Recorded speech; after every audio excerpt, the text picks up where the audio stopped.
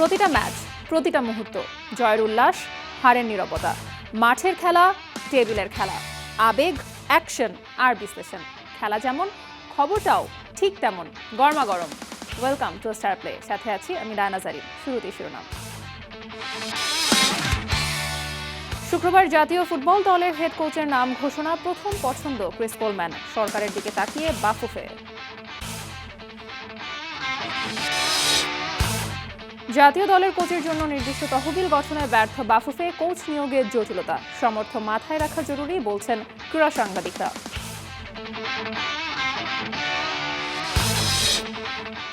সিলেট টেস্টের প্রস্তুতি শুরু করেছে টাইগাররা। প্রথম দিনে ফিল্ডিংয়ে বাড়তি মনোযোগ। সাদমানের ইনজুরিতে ডাক পেয়েছেন জাকির হাসান।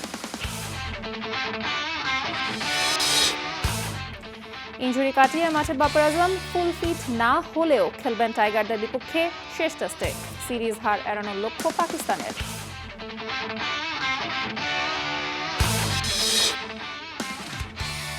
কিশোরদের কাছে হেরে গেল টাইগার্সরা। বিশ্বকাপ প্রস্তুতি ভালো হয়েছে দাবি সোফানার।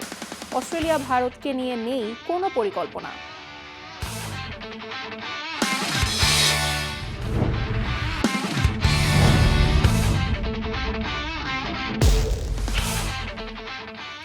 শুনছিলেন শিরোনাম, এবারে বিস্তারিত। আর মাত্র কয়েক ঘন্টার অপেক্ষা। শুক্রবারই বাংলাদেশ জাতীয় ফুটবল দলের নতুন হেড কোচের নাম ঘোষণা করবে বাফুফে। তার আগে ক্রীড়া প্রতিমন্ত্রীর সাথে জরুরি সভায় বসবেন বাফুফে সভাপতি। ময়মনসিংহে আসার কথা শুনিয়েছেন ক্রীড়া প্রতিমন্ত্রী আমিনুল হক। তবে কি ক্রিস কোলম্যানই হচ্ছেন হামজাদের নয়া গুরু? সম্ভাবনা কতটুকু? কোলম্যানকে আনতে বাধা কোথায়? বাকি অপশনগুলো কারা? রহমান পেয়ারের এক্সপ্লেইনার। কয়েক সপ্তাহ ধরে চলছে নাটক। জাতীয় দল ব্যবস্থাপনা কমিটি 3বার সভায় বসেছে। 3বারই মিটিং শেষ হয়েছে কোনো উত্তর ছাড়া। বাফুফে সভাপতি তাবিথ আউয়াল নিজে বলেছিলেন 15 মের মধ্যে নতুন হেড কোচের সাথে চুক্তি। সে ডেডলাইন এসে গেছে, ঘড়ির কাঁটা টিকটিক করছে। প্রথম অপশন ক্রিস কোলম্যান, গ্যারেথ বেলের কোচ। ওয়েলসকে ইতিহাসে প্রথমবার ইউরো সেমিফাইনালে নিয়ে যাওয়া লেজেন্ড। তার নামই সবচেয়ে বেশি উচ্চারিত হয়েছে কমিটিতে, সমর্থকদের মধ্যে, সোশ্যাল মিডিয়ায়। সভাপতি চান তাকে, কমিটি চায়, ফ্যানরাও চায়, কিন্তু চাইলেই তো হয় না। কোলম্যানের সমস্যা একটাই, তার দাম। শুধু তার নিজের বেতন না, তিনি চান তার নিজের কোচিং স্টাফ নিয়ে আসতে। সহকারী কোচ, গোলকিপিং কোচ, ফিটনেস কোচ, পুরো প্যাকেজ। হিসাব করলে দাঁড়ায় মাসে 60 থেকে 70 লাখ টাকা। বাংলাদেশ ফুটবল ফেডারেশনের জন্য এটা বিশাল অঙ্ক। তারা বড় জোর 30 লাখ ম্যানেজ করতে পারে। বাকি 30 লাখ, সেটার জন্য তাকিয়ে আছে সরকারের দিকে। যুব ও ক্রীড়া প্রতিমন্ত্রী আমিনুল হক তুরস্ক সফর শেষে বৃহস্পতিবার ভোরে ঢাকায় ফিরেছেন। ফেরার কয়েক ঘন্টার মধ্যেই ছুটতে হয়েছে ময়মনসিংহে।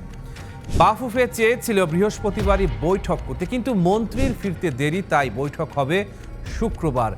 এই বৈঠকেই ঠিক হবে সরকার টাকা দেবে কিনা।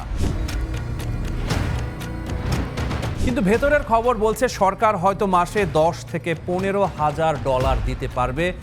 সেটা বাংলাদেশি টাকায় 12 থেকে 18 লাখের মতো। কোলম্যানকে আনতে তারপরও ঘাটতি থেকে যায়। আর এই গ্যাপটাই হয়তো বাংলাদেশের স্বপ্নকে স্বপ্নই রেখে দেবে। দ্বিতীয় অপশন বেন্ড স্টর্ক, অভিজ্ঞ জার্মান কোচ। ইউরোপিয়ান ফুটবলে বছরের পর বছর কাজ করেছেন, কিন্তু সমস্যা সেই একই। তার কোচিং স্টাফের চাহিদাও প্রায় কোলম্যানের সমতুল্য। বেতন কিছুটা কম হলেও প্যাকেজ মেলালে পার্থক্য খুব একটা নেই।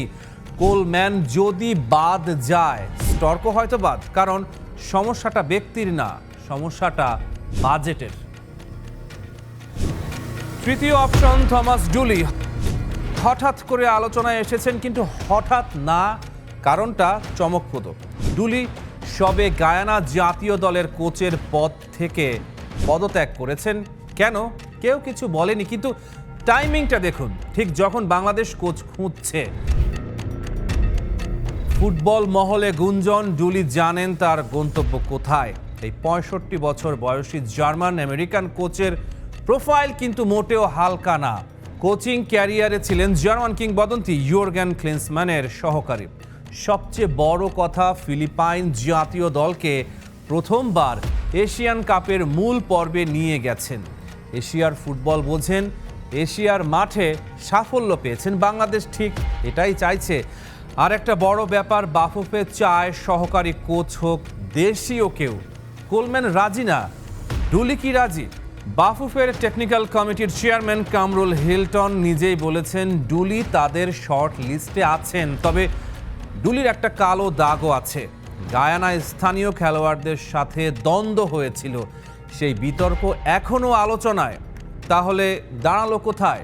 সরকার যদি মাসে 30 লাখ টাকা দেওয়ার প্রতিশ্রুতি দেয় তবে কোলম্যান, সরকার যদি না দেয় বা কম দেয় তাহলে থমাস ডুলি।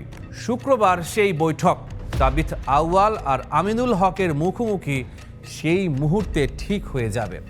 হামজা সমিতদের নতুন হেড কোচ কে? আমার সাথে ইতিমধ্যে আমাদের বাংলাদেশ ফুটবল ফেডারেশনের সভাপতি তাবিথ আউয়ালের কথা হয়েছে এবং তার যে টিম রয়েছে তাদের সাথে আমরা আলোচনা করেছি এবং সেই কোচের যে শর্ট লিস্ট সেটা সম্পর্কেও তিনি আমাকে অবগত করেছেন।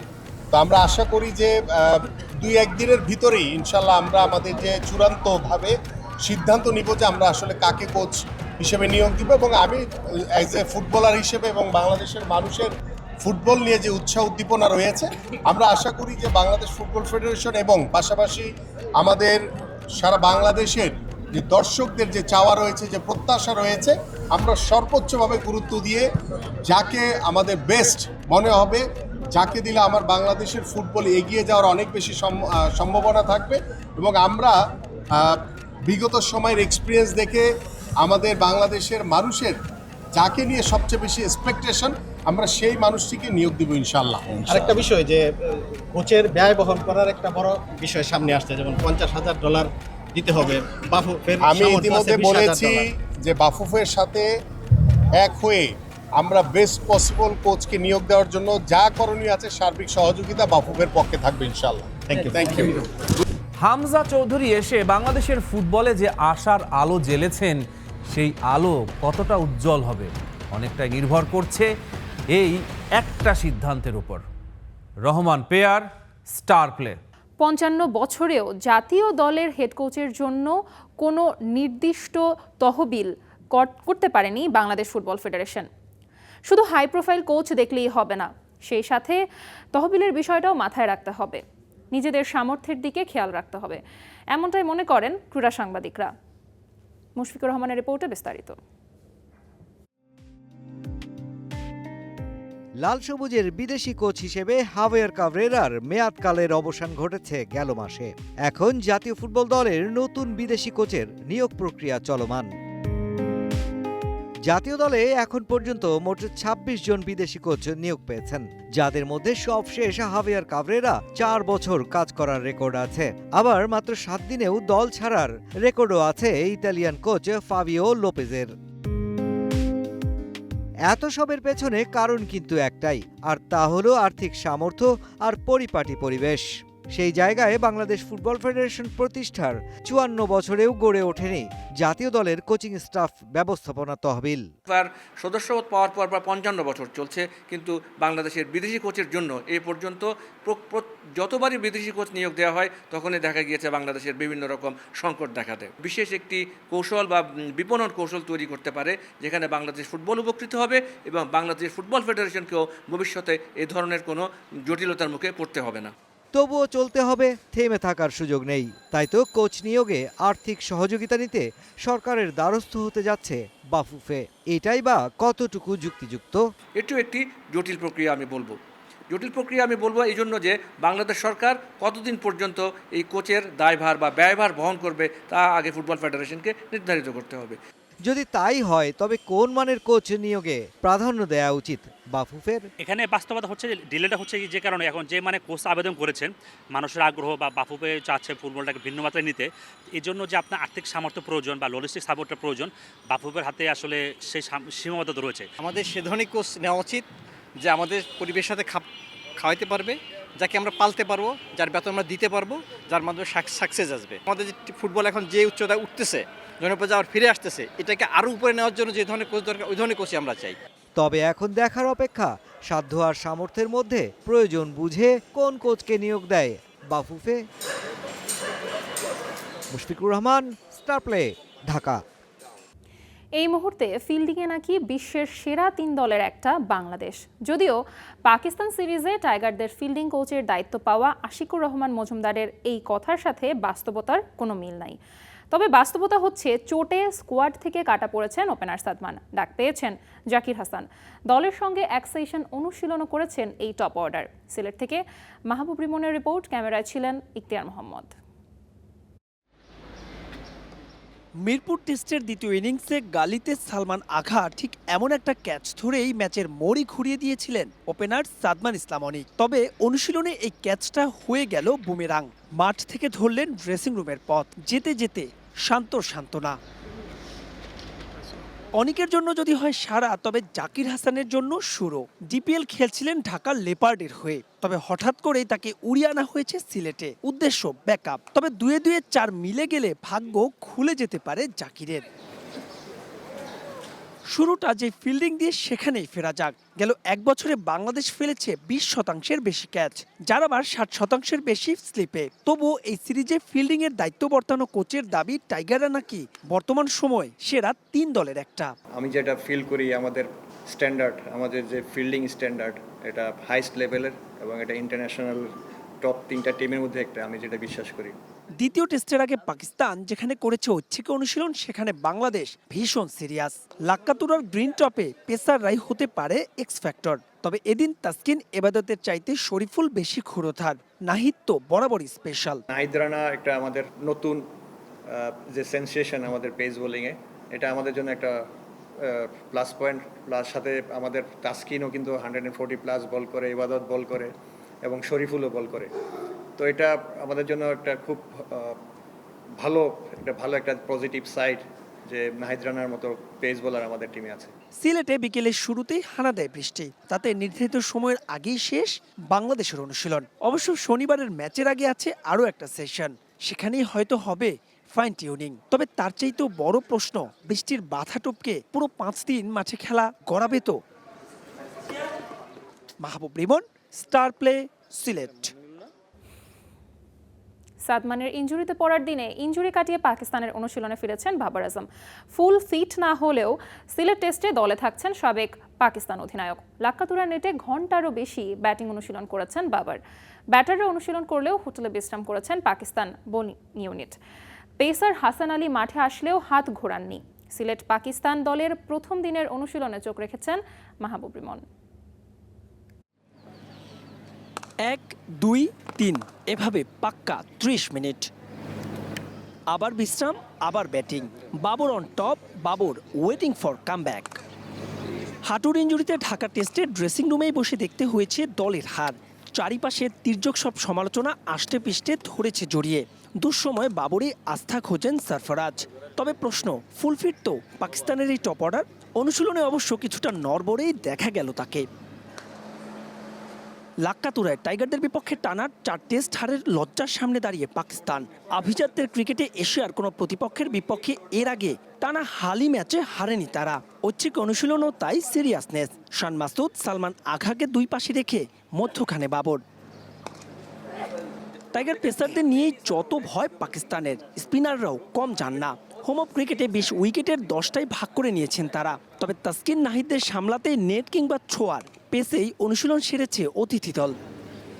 তবে আরও একটা ভিন্নতা ছিল পাকিস্তানের অনুশীলনে। ঐচ্ছিক বলে মাঠে ছিলেন না 3 বোলার, শাহিন শাহ আফ্রিদি, নোমান আর আব্বাস। হাসান আলী মাঠে আসলেও কেবল করেছেন রানিং। অনুশীলনের সবচাইতে চিন্তিত মুখ পাক কাপ্তান শান মাসুদ। এই ম্যাচ হারলে তার অধিনায়কত্ব থাকবে কিনা জোরসে চলছে সেই আলোচনাও। তবে ওসবে থোড়াই কেয়ার টাইগারদের। পাক পথে সব প্রস্তুতি সেরে রেখেছে তারা। তার উপর অতিথি দলকে হোয়াইট ওয়াশ করতে পারলে আইসিসি টেস্ট সাইকেলের পয়েন্ট টেবিলে শ্রীলঙ্কাকে টপকে বাংলাদেশ উঠে যাবে টেবিলের 4 নম্বরে। আর ফাইনাল খেলার স্বপ্ন দেখা পাকিস্তান নেমে যাবে 8ই। মাহবুব রিমন, স্টার প্লে, সিলেট। এবার আন্তর্জাতিক ক্রিকেটে বড় স্বীকৃতি পেলেন নাহিদ রানা। নিউজিল্যান্ডের বিপক্ষে দারুণ ওয়ানডে সিরিজ খেলে 2026 সালের এপ্রিল মাসে আইসিসির সেরা পুরুষ ক্রিকেটার নির্বাচিত হয়েছেন তিনি। এই সিরিজে 3 ম্যাচে মোট 8টি উইকেট নেন নাহিদ। এর আগেও মার্চ মাসে পাকিস্তানের বিপক্ষে 3 ম্যাচে 8 উইকেট নিয়েছিলেন। টানা ভালো পারফরমেন্সই তাকে এই পুরস্কার এনে দিয়েছে। এই প্রথম নাহিদ রানা আইসিসির মাস সেরা খেলোয়াড়ের পুরস্কার জিতলেন। একই সঙ্গে গত বছরের এপ্রিলের পর আবারও কোনো বাংলাদেশি ক্রিকেটার এই সম্মান পেলেন। সর্বশেষ এই পুরস্কার জিতেছিলেন অলরাউন্ডার মেহেদী হাসান মিরাজ। ঢাকা মেট্রো অনূর্ধ্ব 16 দলের কাছে হেরেও বিশ্বকাপ প্রস্তুতি ভালো হয়েছে বলে দাবি করেছেন লেডি টাইগার শোভনা মোস্তারি। এই দলে খেলা বালকদের গতি সাউথ আফ্রিকা নারী দলের পেসারদের চেয়ে কম নয় বলেও মন্তব্য করেছেন মিডল অর্ডার ব্যাটার। বিশ্বকাপ প্রস্তুতি ম্যাচে 35 রানে হেরেছে বাংলাদেশ নারী দল। বিশ্বকাপের আগে প্রস্তুতি ম্যাচে সাধারণত দলগুলো আত্মবিশ্বাস খোঁজে, নিজেদের দুর্বলতা যাচাই করে। কিন্তু বাংলাদেশ নারী দলের জন্য আজকের ম্যাচ যেন হয়ে গেল অ্যালার্ম বেল। ঢাকা মেট্রো অনূর্ধ্ব 16 বালক দল প্রথমে ব্যাট করে 162 রান তোলে।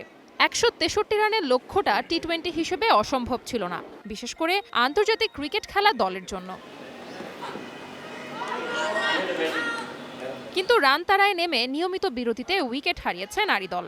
কেউ ইনিংস বড় করতে পারেননি, হয়নি কোনো ম্যাচ জেতানো জুটি। শেষ পর্যন্ত 128 রানেই গুটিয়ে যায় পুরো দল। বিশ্বকাপের জন্য আমি বলবো যে ছেলেদের সাথে খেলা আমার কাছে মনে হয়েছে যে পার্সোনালি বেটার, কারণ হচ্ছে ওরা ভালো জোরে বল করে। আমাদের যেহেতু গ্রুপে সাউথ আফ্রিকা, অস্ট্রেলিয়া আছে, তো তারাও এইরকম পেজেই বল করবে আমার কাছে মনে হয়। তো আমাদের আজকে আমরা জিততে পারিনি, কিন্তু প্রথম দিকে আসলে আমরা উইকেট লুজ করে ফেলেছি। ওই জায়গাটা যদি আমরা আসলে ভালো মতো খেলতে পারি, আমার কাছে মনে হয় একটা পার্টনারশিপের কারণে আমরা হয়তো বা ভালো খেলতে পারি। ক্রিকেটে নারী পুরুষের শারীরিক সক্ষমতা আর গেম ডায়নামিক আলাদা, এটা সত্যি। তাই এমন ম্যাচের ফলকে একেবারে সরাসরি তুলনা করা ঠিক নয়। কিন্তু প্রশ্নটা অন্য জায়গায়। এই ম্যাচটা ছিল দেশের কন্ডিশনে, পরিচিত উইকেটে, পরিচিত আবহাওয়ায়। আর প্রতিপক্ষও আন্তর্জাতিক মানের অথবা সমবয়সী কোনো দল নয়। 5টা ম্যাচের ভিতরে আমাদের আশা আছে আমরা 3টা ম্যাচে আমরা ইনশাআল্লাহ জিতব। আমাদের টার্গেট হচ্ছে নেদারল্যান্ড, দেন পাকিস্তান, সাউথ আফ্রিকা। এই তিনটা নিয়ে আমরা কাজ করছি। এই 3টা ম্যাচ আমাদের জিতা উচিত আমাদের, আমি মনে করি। সেখানেই যদি কুপকাত হয়ে যায় বাংলার মেয়েরা, তাহলে বিশ্বকাপের গ্রুপ পর্বের সমীকরণে যে কি হতে চলেছে সেটা আসলেই বড় চিন্তার বিষয়। যদিও দল ঘোষণার দিনেই প্রধান নির্বাচকের কণ্ঠে শোনা গেছে সাউথ আফ্রিকা, পাকিস্তান, নেদারল্যান্ডসের ম্যাচ নিয়ে তারা ভাবনায় থাকলেও অস্ট্রেলিয়া আর ভারতের সাথে ম্যাচ জেতার কোনো চিন্তাই যেন তাদের মাথায় নেই। অস্ট্রেলিয়া নারী ক্রিকেটের পরাশক্তি, ভারত বড় মঞ্চে ভয়ঙ্কর।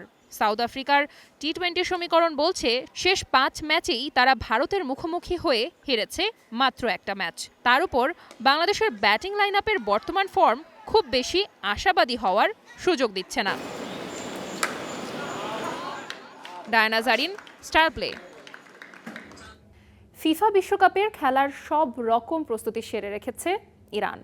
এরই মধ্যে বিশ্বকাপের আগে দলকে বিদায়ী সম্মাননা জানিয়েছে দেশটির প্রেসিডেন্ট, ফুটবল ফেডারেশন ও ফ্যানরা। উন্মোচন করা হয়েছে বিশ্বকাপের জার্সি, তবে এখনও ইরানের বিশ্বকাপে অংশ নেওয়ার বিষয়টি ঘিরে রয়ে গেছে ধোঁয়াশা। তেহরানের এঙ্গেলাব স্কয়ার জড়ো হয়েছেন হাজারো ফুটবল ফ্যান। উপলক্ষ ফিফা বিশ্বকাপ। যুক্তরাষ্ট্র, কানাডা ও মেক্সিকোতে হতে যাওয়া এবারের বিশ্বকাপে অংশ নিতে দেশ ছাড়ার আগে ফ্যানদের সামনে উপস্থিত ইরান জাতীয় ফুটবল দল। মঞ্চেই ফুটবলারদের ফুল দিয়ে শুভেচ্ছা জানায় দেশটির ফেডারেশন। সেখানে উন্মোচন করা হয় এবারের বিশ্বকাপে ইরানের জার্সি। দেশটি বিশ্বকাপে অংশ নিবে কিনা তা নিয়ে এখনো কাটেনি ধোঁয়াশা। তাদের দেয়া 10টি শর্তের ব্যাপারে এখনো কিছুই জানায়নি ফিফা। এর মাঝেই এমন আয়োজন দেখাচ্ছে আশার আলো। বিশ্বকাপে যাবার সব রকম প্রস্তুতি সেরে ফেলছে ইরান। আমি খুবই আনন্দিত। এখানে যে জনসমাগম দেখছি তা প্রমাণ করে মানুষ তাদের কতটা ভালোবাসে।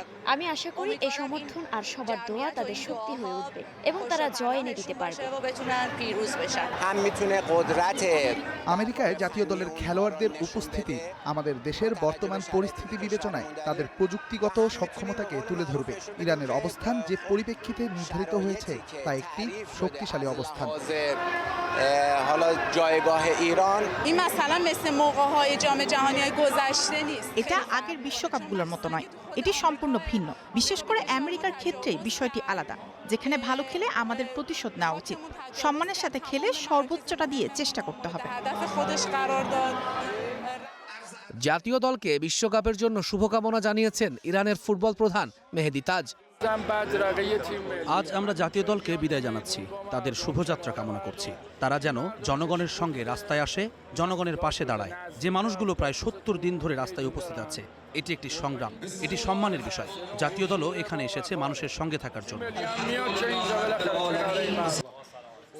অ্যাঙ্গেলা স্কয়ারে আসার আগে ইরানের প্রেসিডেন্ট মাসুদ পেজেশকিয়ানের সঙ্গে সাক্ষাৎ করেন ফুটবলাররা। জুনের শুরুতেই অনুশীলনের জন্য অ্যারিজোনার টাকসানে যাবার কথা ইরান দলের। 15 জুন লস অ্যাঞ্জেলেসে নিউজিল্যান্ডের বিপক্ষে প্রথম ম্যাচ দিয়ে বিশ্বকাপ মিশন শুরু করবে ইরান। এরপর বেলজিয়াম ও মিশরের বিপক্ষে মাঠে নামবে তারা। তবে এর সবই নির্ভর করছে ইরানের বেঁধে দেওয়া শর্তের প্রেক্ষিতে যুক্তরাষ্ট্রের সিদ্ধান্তের ওপর। তৌহিদুল ইসলাম, স্টার প্লে। খেলাও থামবে না খবরও কিন্তু সময় বলছে আজকে এখন থামতে হবে আমাদের। তবে আমরা ফিরবো প্রতিদিন ঠিক দুপুর 1:30 আর রাত 8টায়। Till then stay with star play.